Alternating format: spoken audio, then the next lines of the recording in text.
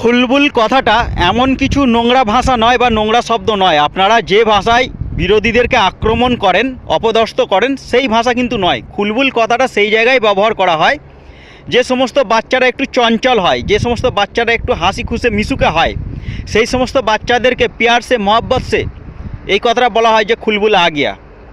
তো সেই পরিপ্রেক্ষিতে আপনি যেভাবে লেডি কিলার বলে আপনি অপমান করলেন, এরকম আপনি প্রায় করেন। আমাদের রাজ্যের প্রাক্তন রাজ্যপাল জগদীপ ধনকর, উনি একটু লম্বায় বড়, হাইটে একটু বড়, আর হাইটে বড় মানুষের বয়সের সাথে সাথে একটু ঝুঁকে যায়, সেটারও আপনি ব্যঙ্গ করেছেন। আর সেই ব্যঙ্গর ফটো রাহুল গান্ধী দাঁড়িয়ে সেখানে ভিডিও করতে আমরা দেখেছি সোশ্যাল মিডিয়ার মধ্যে।